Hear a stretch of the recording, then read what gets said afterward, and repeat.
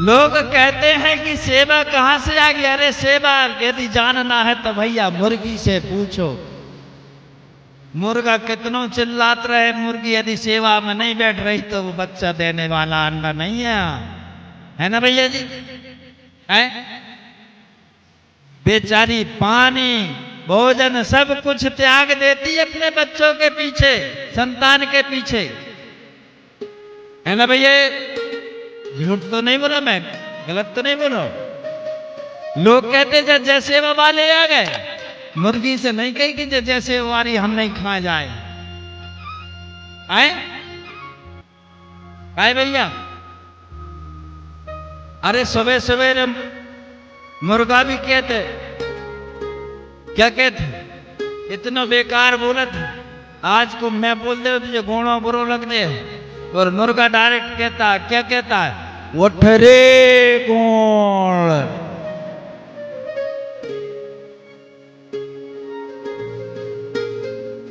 ऐसे बोला था ना भैया, सुनना है आप ध्यान से। मेरी बात गोणों के कान में पहुंचे तो बुरी लग रही हुई है, और वो बिल्कुल सवेरे दिन नहीं निकला जी के प्याले क्या तो उठ रे गोण। तो अभी नहीं जग रहे जी हैं। वो बेचारो जगा भी मारो, रोज चिल्ला चिल्ला के परेशान है, परंतु जो जगाने का कार्य करता है मेरे भाई, उसी की गर्दन पर छुरी चलती है। तालियां बजाना पड़ेगा।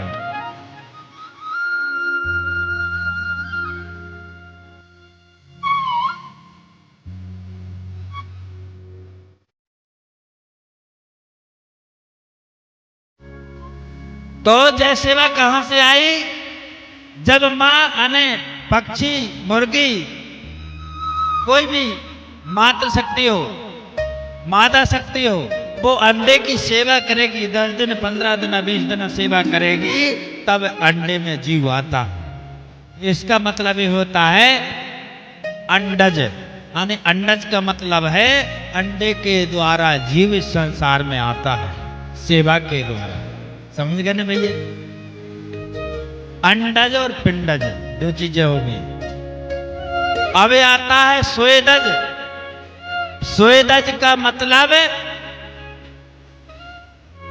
आप एक घड़े में पानी भर दीजिए और 1 महीना उसको ढककर रख दो। 1 महीने बाद में उस पानी में तिलमिलाते जीव दिखाई देंगे। दिखते हैं ना, छोटे छोटे बाल दिखने लगेंगे, है ना भैया? उसको कहते हैं उद्भिज। और एक प्रमाण और है,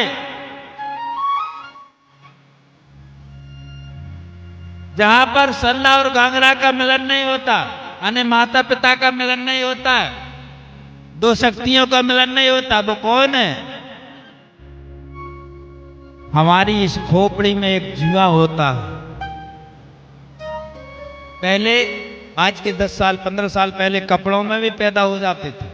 जो बोलते हैं ना भैया, जुआ, है ना? यहां पर हमारे धन ऋण का योग नहीं बनता, यानी माता पिता का योग नहीं बनता। ये गंधे पसी के द्वारा इनका जन्म होता है।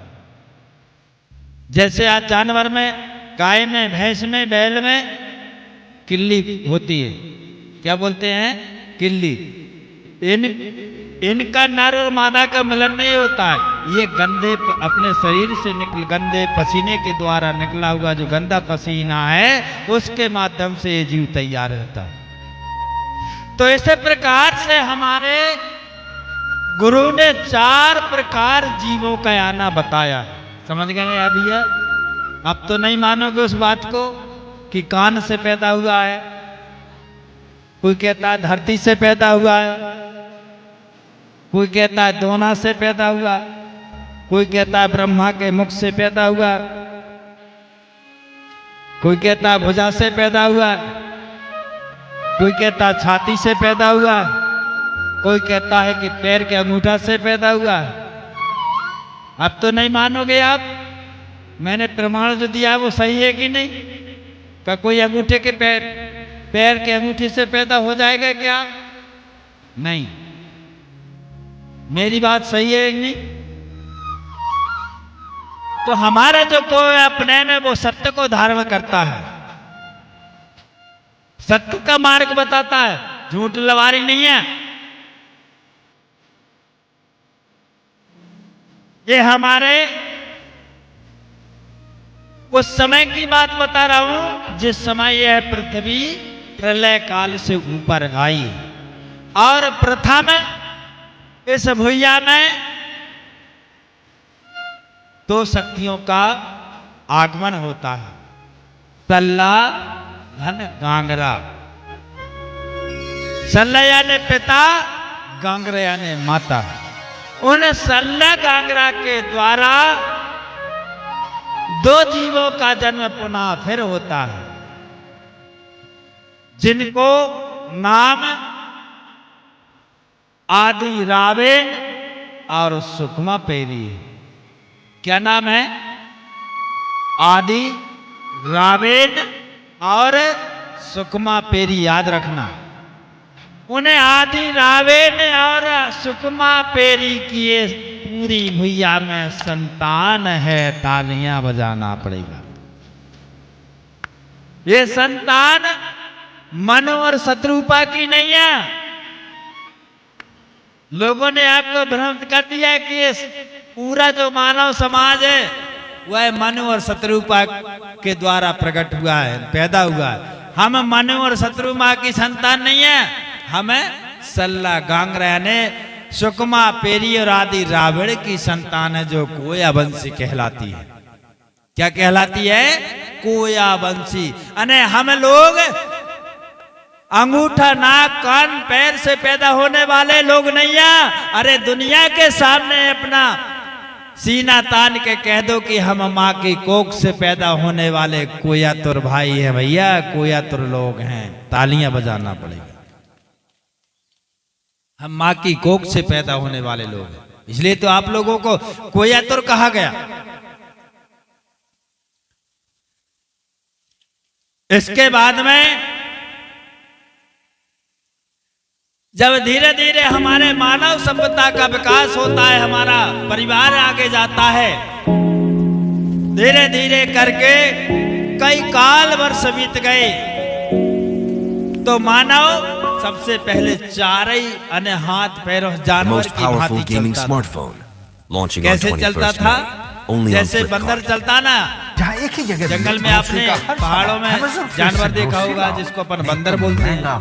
बंदर चारे हाथ पैर से चलता ना भैया, परंतु उसकी अकल असल यानी उसकी नकल और इंसान की एक है ना भैया? देखो आप उसको। तो इसी प्रकार से इंसान शुरू में चारे हाथ पैर से चलता था, फिर धीरे धीरे करके दो हाथ उसने उठाए, अपने शरीर को साधा, फिर दो पैर से चलने लगा। जंगलों में वास किया, तन पे कपड़े नहीं, जानवर की भांति गुफाओं में रहने के लिए कोई साधन, घर नहीं थे, महल नहीं थे, गुफाओं में रहता था। वृक्षों के घने घनत्व छायादार पेड़ों के नीचे निवास करता था, फल फूल कंद फल खाता था। धीरे धीरे कई हजारों वर्ष बीत गए। जब सभ्यता का विकास आता है, समझ आने लगती है, तो एक संगठन में रहने लगे, अपने तन को छाल के द्वारा, पत्तों के द्वारा ढकने लगे। धीरे धीरे इशारे से एक दूसरे के इशारे को समझ करके अपना आदान प्रदान करने लगे। ऐसे करके ये समाज जो है सभ्यता की ओर आया। कई हजार वर्ष पहले, यानी मैं बता देता हूं प्रमाण, यानी त्रेता युग के, यानी रामचंद्र भगवान के काल के समय से, यानी जिस समय त्रेता में भगवान राम का आगमन हुआ था, जन्म हुआ था, उस समय के 6000 वर्ष पहले हमारी गोंडियन संस्कृति के संस्थापक पैदा हो चुके थे।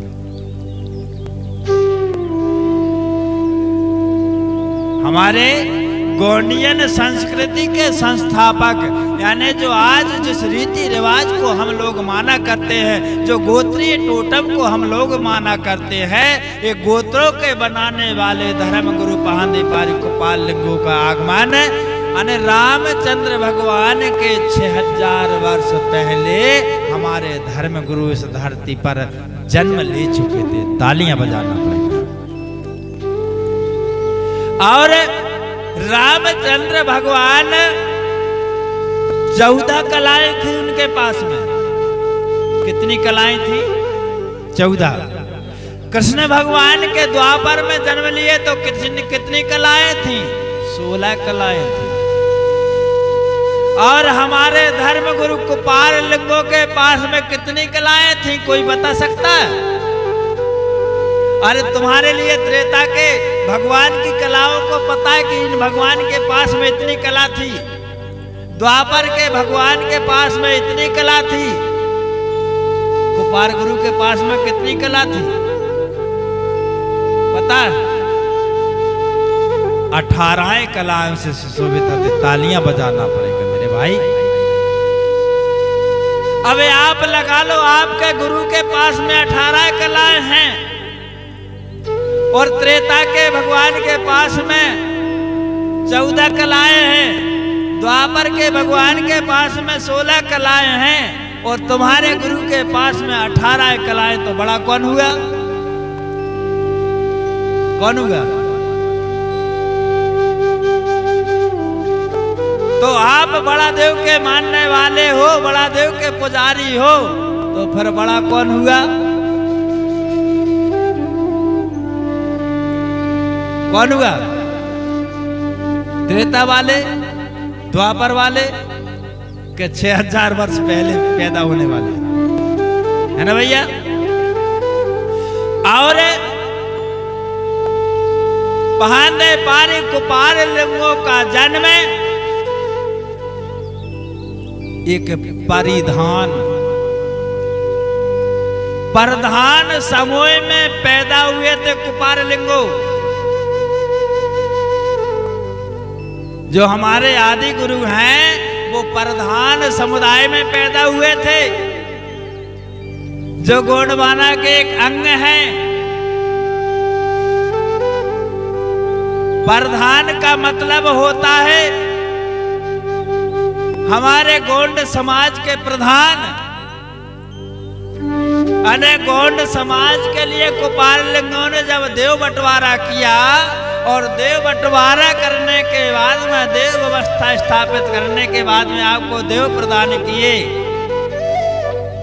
कि आज से आप जो नीली पकड़ी वाले एक देव वाले कौन की पूजा करेंगे? एक केसरिया पगड़ी वाले कौन की पूजा करेंगे? जामनी पगड़ी वाले कौन की पूजा करेंगे? लाल पगड़ी वाले कौन की पूजा करेंगे? सुआपंखी पगड़ी वाले कौन की पूजा करेंगे? हरी पगड़ी वाले कौन की पूजा करेंगे? और पीली पगड़ी वाले कौन की पूजा करेंगे? है ना भैया? जब आपको देव मिल गए, देव बंटवारा हो गए, आप देव पुजारी हो, हमारे गोपाल गुरु ने आपको दे दिए कि आज से आप एक देव की पूजा करोगे, कल से आप 2 देव की पूजा करोगे। ऐसा समूह बना दिया, 100 गोत्रों का समूह बना दिया। 100 गोत्रों में 1 देव, 2 देव, 3 देव, 4 देव, 5 देव, 6 देव, 7 देव प्रदान किए। तो बोला इन देवताओं की पूजा पाठ कौन करेगा? जैसे हिंदू धर्म में पंडित पूजा करता है, मुस्लिम धर्म में मौलाना पूजा करता है। आ रही मेरी बात समझ में? आ रही ना भैया? तो गोंडी धर्म में पुजारी कौन है गोंडवाना का?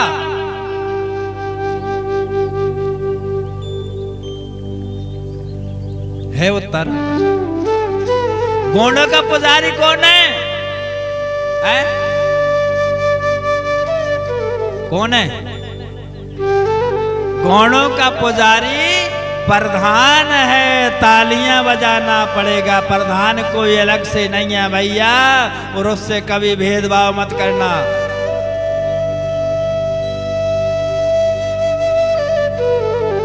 आ रही है मेरी बात समझ में? प्रधान कोई गोंड से अलग नहीं है। अरे प्रधान गोंड का मेन पुजारी है, पूजा पाठ करने वाला है। अब आता है दूसरा वर्ग। दूसरा वर्ग आता है। अब दूसरा वर्ग कौन सा, जिसको हम ओझा कहते हैं? क्या बोलते हैं? ओझा। ओझा यानी ढाक बजाने वाला। ढाक बजाने वाला मतलब भगवान शंभू की डमरू का वादन करने वाला। और मैं बता चुका हूं कि हमारी जो गोंडी भाषा है वह डमरू से निकली हुई भाषा है। मेरी और आपके मन की गणना से बनाई हुई भाषा नहीं है। ये भगवान शंभू के डमरू से निकली हुई गोंडियन भाषा है। और वह डमरू को बजाने वाला, वह ढाक को बजाने वाला कौन है? जिसको हमने ओझा कहा है। जब तक तुम्हारी पूजा में भैया वो ढाक नहीं बजेगी, तुम्हारे देव जगने वाले नैया, तालियां बजाना पड़ेगा। यही तुम्हारा वाद्य यंत्र है। आ रही है मेरी बात समझ में? ये हमारे एक अंग है, हमारे समाज के मैंने आदमी हैं। मानो लोगों ने क्या कह दिया भैया, अरे ये प्रधान है, ये खटोलिया है, ये पनघरिया है, ये गुड़ेरे हैं, ये फलाने हैं। ये भेद किसने भर दिया? अरे भैया फूट डालो, राज करो मेरे भैया, तालियां बजाना पड़ेगा। ये हमारी नीति नहीं थी गुणवाना की। अरे हमारे शंभू काल में तो सब एक रह करके एक थाली में भोजन करते थे। एक पेड़ को मानने वाले, एक देव को मानने वाले आज अलग अलग कैसे हो गए? अलग अलग करने का मतलब है समाज को मिटाना। फूट डाले रहो, राज करते रहो। अंग्रेजों का क्या नारा था? फूट डालो, राज करो। यही आर्य नीति का भी यही फंडा है। तुमको आप लोग एक ना हो सको, तुम्हारे बीच में ऊंच और नीच का भेदभाव डाले रहो, ताकि आप पूरे गोंडवाना के लोग एक ना हो सके। यदि जितना गोंडवाना के लोग एक हो गए ना, अरे धर्म की तो बात अलग है, ध्वजा की तो बात अलग है। अरे मैं तो कहता हूं जितना तुम एक हो गए, ये गोंडवाना धरती और आकाश तुम्हारे हाथों में आ गया, जहां पर तुम्हारा झंडा लहराएगा। आ तो जाओ सभी एक पंडाल के नीचे, आ तो जाओ एक सतरंगिया के नीचे। अरे भाई जब आप एक देव के मानने वाले हो, आपकी एक पूजा, एक देव, एक पंडा, एक झंडा, एक डंडा है, तो काय अलग अलग डंडा लेकर लड़ाई लड़ रहे भैया हैं? एक पंडाल में बैठो ना मेरे राजा। कहते हैं कि जहां सुमति संपत्ति नाना, और जहां कुमति वहां बेपाती निधाना। भैया इस प्रकार से अलग अलग यादें आप बिछाई डाल के बैठोगे, अलग अलग पंडाल लगा के आप काम करोगे, तो गुणवाना आने वाला नहीं है, गुणवाना धर्म आगे आने वाला नहीं है। इसलिए एक पंडाल में एक झंडा के नीचे, एक साज के नीचे आना पड़ेगा। अरे भाई एक साज के मानने वाले, एक बड़े देव को मानने वाले लोग हो, तो अलग अलग झंडा क्यों गड़ाते हो? अपने घर में सतरंगी झंडा लगाओ।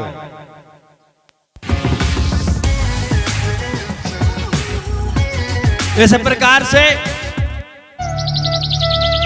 आपके बीच में बहुत से हमारे